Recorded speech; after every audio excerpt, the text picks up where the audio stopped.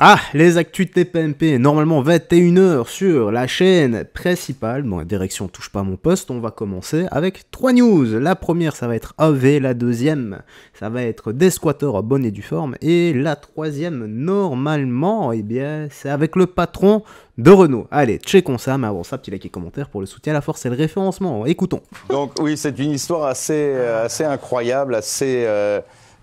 dramatique aussi. Ça commence en octobre 2021.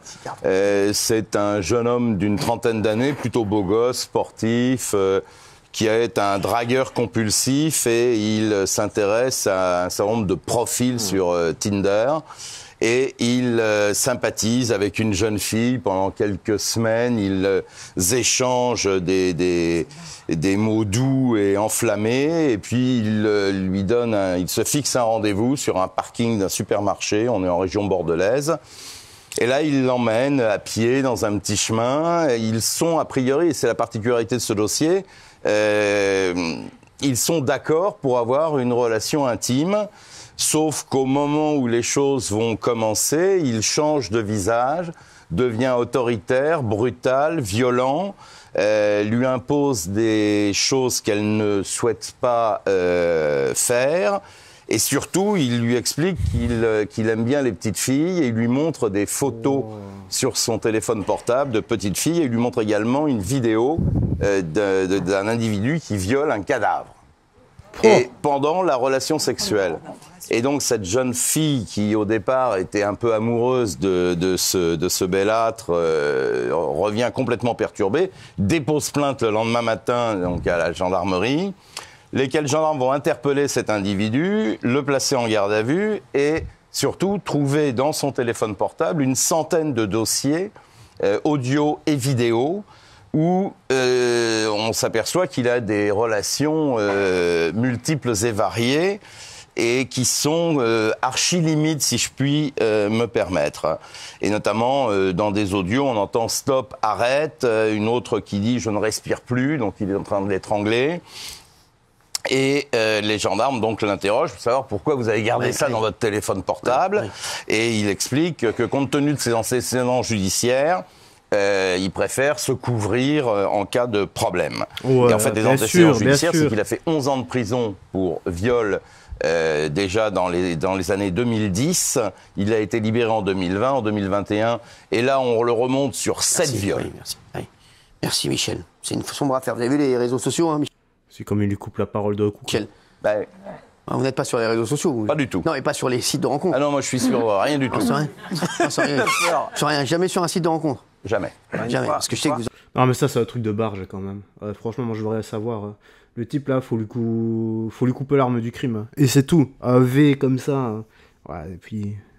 L'excuse banale. Hein. Voilà, l'excuse en carton. Je poste. Enfin, je garde. Des preuves. Non, c'est pas des preuves. C'est juste pour te pignoler dessus. C'est pour avoir des souvenirs. Espèce de psychopathe ambulant. Et voilà. C'est ce genre de personne qu'il y a dans les rues, les gars. Et ça, c'est pas un cas isolé. Il y en a plein d'autres. Hein. Allez, la suite. L'histoire du jour, l'image du jour plutôt. C'est l'histoire de Pascal, Muriel et Jean-François. Ils ont hérité d'une maison historique qui a été occupée illégalement pendant 7 mois par jusqu'à 120 squatteurs. Le jardin est devenu une décharge et l'intérieur a été complètement saccagé. Regardez. Cette maison, construite au début du 19e siècle, appartient à ses deux sœurs Muriel et Pascal, ainsi qu'à leur frère Jean-François. Ils l'ont reçu en héritage après la mort de leur mère en 2023. Une fois les frais de succession réglés, 2 squatteurs prennent possession de la maison. Le cauchemar commence et il durera quasiment 7 mois. C'est sidérant. L'impression d'avoir un cauchemar éveillé. Alors là, il faut faire attention avec les pipis et les cacas. Ah oui? Oui. C'est innommable. En tout, il y en a pour plus de 100 000 euros. Les squatteurs ont finalement été délogés par un important dispositif policier mettant fin au calvaire des riverains. Celui des propriétaires qui espèrent que les acheteurs soient toujours intéressés par le bien n'est quant à lui pas fini. C'est incroyable. Au moins 70 000 euros pour nettoyer ce qui a été ravagé par les squatteurs. Alors en fait, ils sont tombés sur une mafia qui revendait, qui louait à des Roms, à plein de Roms comme ça, qui étaient exploités entre 150 et 300 euros par mois pour plein de familles qui logeaient dans des tentes.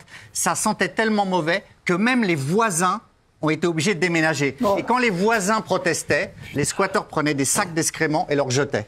C'est une histoire de dingue. C'était la plus belle maison de Stein, une demeure incroyable que les parents avaient achetée en 1955.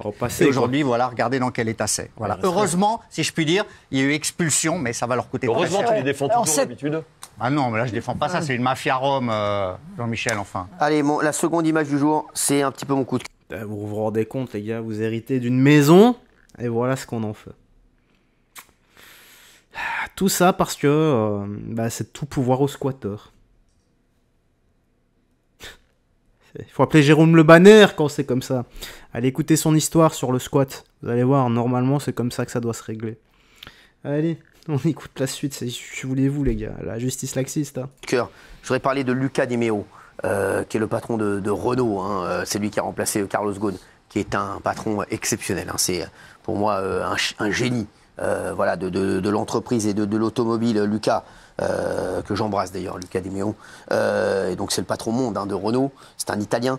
Il y a une passe d'armes entre le patron de Renault et Benjamin Lucas lundi. C'était pendant une audition à l'Assemblée. Le patron de Renault a remis en place le député écologiste Benjamin Lucas lundi, mais pourtant c'était aujourd'hui. Tout a commencé quand Benjamin Lucas a attaqué le patron de Renault et lui a demandé de justifier son salaire. Et là, il s'est attaqué à un mec qui a un autre niveau que lui, et donc forcément il se fait remettre en place, et bravo à Luca Di Meo. Bon, Luca Di Meo après c'est une pointure. Vous disiez tout à l'heure, tout le monde souffre. Je trouvais ça assez curieux parce que votre rémunération l'année en 2024, c'est 5,5 millions d'euros sur un an hors action, c'est-à-dire l'équivalent, pour qu'on ait bien en tête ce que ça représente, de 260 personnes au SMIC. Est-ce que vous pensez, monsieur le directeur général, que moralement, intellectuellement, par la force de votre travail, vous valez 260 travailleurs? Alors, ça c'est la question de ce gars. Regardez la réponse.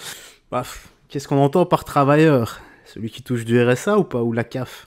Parce que sinon, oui, il les vaut vraiment largement. Toi aussi d'ailleurs qui bosse derrière ton écran, tu les vaux largement. Du patron de Renault, qui est italien, Luca Di Meo. Attention, la différence entre je ne peux pas travailler et je ne veux pas travailler. C'est ça, les créateurs de valeur qui ne peuvent pas ou qui ne veulent pas. C'est ça la différence. Qui avait redressé qui a fait que Renault, là c'est un carton absolu, Renault. Numéro 1 des ventes des voitures électriques exactement. En France. 10 milliards d'euros de cash. C'est un génie, et forcément, là, vous allez voir, il va prendre le tarif. Regardez. Moi, je travaille 60, 70, 80 heures par semaine.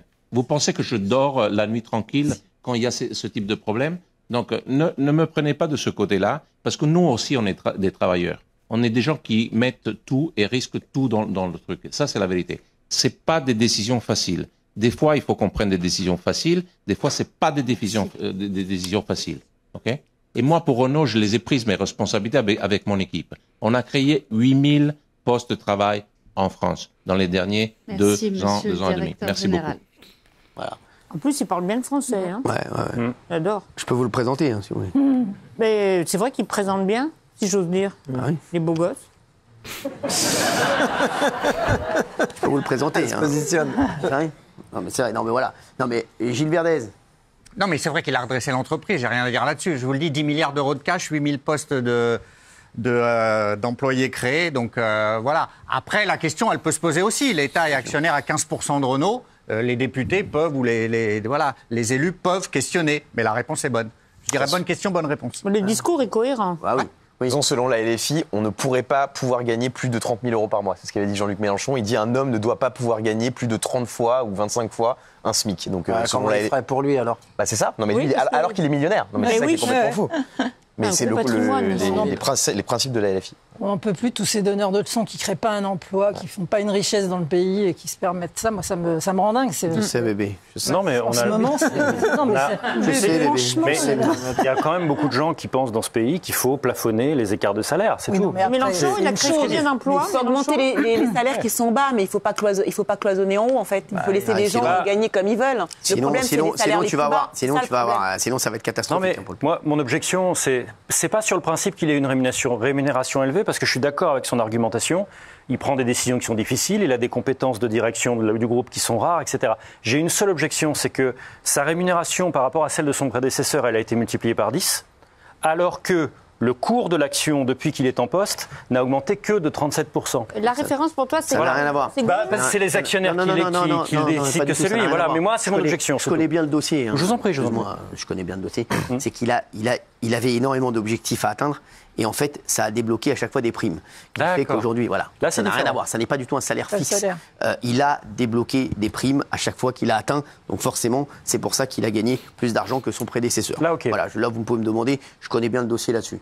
Allez, on va terminer. De toute façon, les gars, c'est quand même incroyable ça. On s'en prend toujours à ceux qui gagnent la bled, plutôt qu'à ceux qui ne veulent rien faire. C'est ça qui me déplore. Regardez, simplement, les ministres. On prend les députés, les ministres, etc. Est-ce que leur salaire est justifié? À mon sens, ça serait justifié s'ils faisaient du bon boulot. On pourrait même les payer plus, je m'en fous. Mais à partir du moment où le pays est en train de sombrer, t'as des lois de merde, et tu es pour ces lois de merde, pour cette justice totalement laxiste, et en gros, les lois que tu votes, c'est juste en fonction de ton portefeuille, non, là, c'est pas justifié du tout.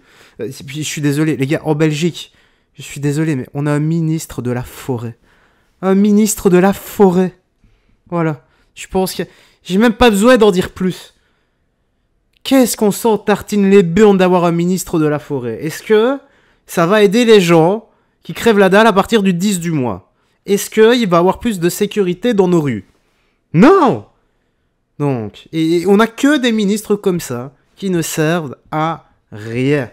Et ça tourne en boucle, voilà. Et c'est comme ça. Et pire, hein, ce sont des gens qui gagnent 10, 15, 20 000 euros par mois, qui, en général, je parle pas pour ce que le mec a dit de Renault, là, hein, tout à l'heure, hein, mais en général, c'est ces gens-là, il y a des débats là-dessus, pour baisser les salaires de ceux qui gagnent genre 3 000, 3 500 euros par mois, parce que ces gens qui en gagnent 15 ou 20 000 euros estiment que ceux qui en gagnent 3 500 gagnent trop.